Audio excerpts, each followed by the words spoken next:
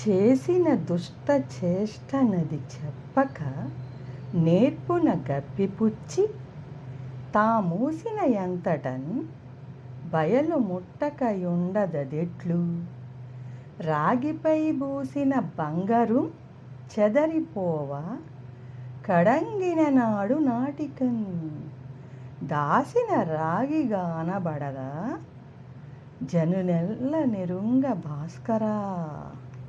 ఎంత చక్కగా చెప్పారు చూడండి. మనం ఏదైనా చెడ్డ పని చేసామనుకోండి, తప్పులు, అది మనకే కదా, తెలియదు కదా, ఎవరు లేరు కదా అనుకుంటాం. పిల్లి కళ్ళు మూసుకుని పాలు తాగుతుంది, ఎవరు చూడలేదనుకుంటుంది, కానీ మనం చూస్తాం, దాన్ని తోలుతాం, మళ్ళీ రానివ్వం. అలాగా మనం చేసిన చెడ్డ పని ఏదైనా సరే ఎవరు చూడకపోయినా అది మనసులో ఉన్న మన దైవం మనసులోనే ఉంటుంది అనుకుంటున్నాం కదా. మనలో ఉన్న ఆ దైవం తెలుసు మనం ఏం చేశాము. అలాగే బంగారం పూసేసి రాగికి బంగారం అని చెప్పి అమ్ముతూ ఉంటారు. తెలియక కొంతమంది కొనేసుకుంటారు.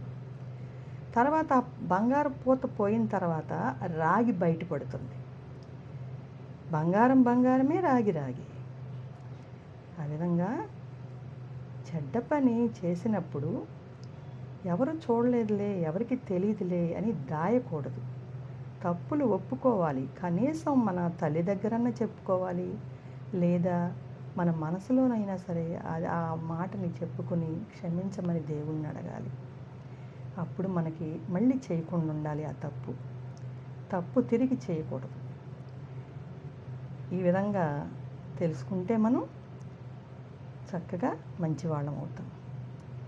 ఎప్పుడైనా తప్పులు చేయొచ్చు. మీరు చూడకుండా మనం ఏదైనా తొక్కేసామనుకోండి, చనిపోతూ ఉంటాయి కొన్ని.